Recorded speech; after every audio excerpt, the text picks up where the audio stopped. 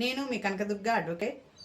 రీసెంట్గా మనం చూస్తూ ఉన్నాము 498A BNS 85 ద్వారా DVC 2005 ద్వారా కేసులు ఫైల్ చేయడం జరుగుతుంది.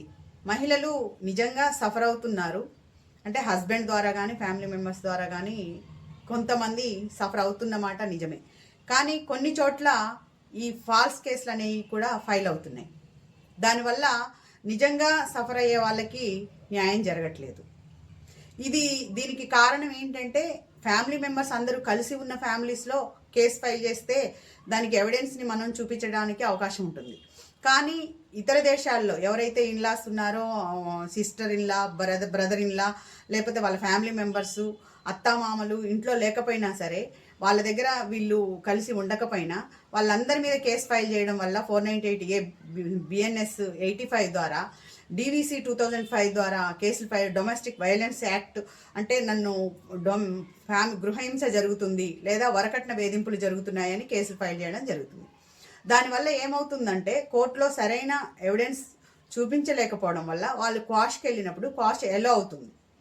దానివల్ల వీళ్ళు నిజంగా హస్బెండ్ ద్వారా సఫర్ అయినా కూడా ఈ క్వాష్ ఎలో అయినప్పుడు వీళ్ళు ఫాల్స్ ఎలిగేషన్ క్రియేట్ చేశారు, ఫాల్స్ కేసులు పెట్టారు అని ఈ అమ్మాయి మీద ఒక నింద అనేది రావడం జరుగుతుంది కోర్టులో. దానివల్ల మనకి నష్టం జరుగుతుంది కానీ న్యాయం జరగదు. ఎవరైనా మీకు కేసు ఫైల్ చేసే ముందు మీరు ఎవరైనా ఎక్స్పర్ట్స్ని అంటే లీగల్ అడ్వైస్ తీసుకోండి, లేదా లీగల్ నాలెడ్జ్ ఉన్న వాళ్ళని అడిగి మీరు కేసు ఫైల్ చేసుకునే అవకాశం మీకు ఉంది. అంతే తప్ప వేగ్గా వెళ్ళి ఎవరో నైబర్స్ చెప్పారనో, లేదో టీవీలో చూసామనో, లేకపోతే ఎవరైనా పెద్ద మనుషులు మాట్లాడుకొని మీరు ఇన్ని కేసులు ఫైల్ చేస్తే మీకు మంచి జరుగుద్దని వాళ్ళు చెప్తే మీరు వేగ్గా వెళ్ళి కేసులు ఫైల్ చేయకండి. దానివల్ల మీకు నష్టమే కానీ లాభం లేదు. ఎందుకంటే ఎక్కడో ఇతర దేశాల్లో ఉండే ఆడపడుచు వాళ్ళ హస్బెండ్ లేకపోతే మన బ్రదర్ ఇన్లా వీళ్ళు ఎక్కడి నుంచో మిమ్మల్ని హెరాస్ చేసే అవకాశం లేదు కదా.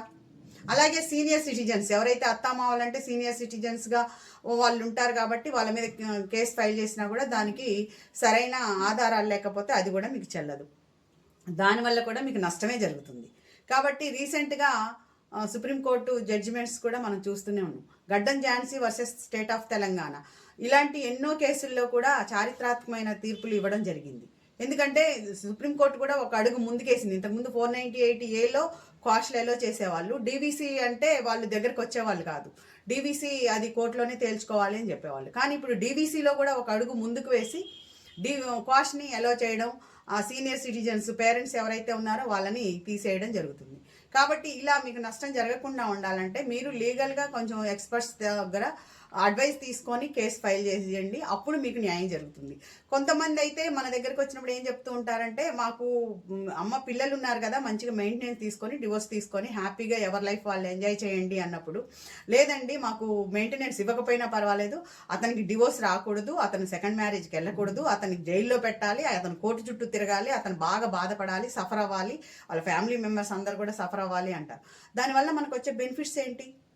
టైం వేస్ట్, ఏజ్ బార్ అవుతుంది, దానివల్ల మనకున్న పీస్ ఆఫ్ మైండ్ కూడా పోతుంది. మనం నెక్స్ట్ స్టెప్ ఏమేయాలి, పిల్లల్ని ఎలా చదివించుకోవాలి, వాళ్ళ ఫ్యూచర్ ఏంటి అనేది కూడా ఆలోచించే అవకాశం ఉండదు.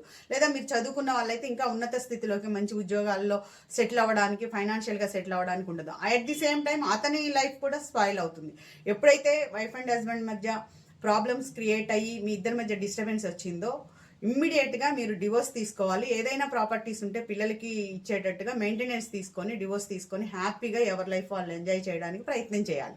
అంతే తప్ప ఈ కేసులు 498A DVC ఇలా MC ఇవన్నీ వేసుకోవడం వల్ల టైం ల్యాక్ అవుతుంది. ఎట్ ది సేమ్ టైం మీరు కోర్టుకి డబ్బులు ఖర్చు పెట్టుకోవాల్సిన పరిస్థితి ఉంటుంది. దానివల్ల మీకు టైం వేస్టే తప్ప ఫైనాన్షియల్గా కానీ ఫ్యామిలీలో కానీ మీకు పీస్ ఆఫ్ మైండ్ ఉండదు. ఎట్ ది సేమ్ టైం మీ లైఫ్లో కూడా మీకు హ్యాపీనెస్ అనేది ఉండదు. పొదుగుకులు ప్రతి వాయిదాకి మీరు కోర్టుకు రావాల్సిన అవసరం ఉంటుంది, ప్రతి హీరింగ్కి అటెండ్ అవ్వాలి. దీనివల్ల మీకు ఉపయోగం ఉండదు. కాబట్టి ఏదైనా కేసులు ఫైల్ చేసేటప్పుడు ఆలోచించి ఆచితూచి ఒక ముందు అడిగేయండి. ఏదైనా లీగల్ అడ్వైజ్ లేకుండా ముందుకెళ్ళొద్దు. Thank you.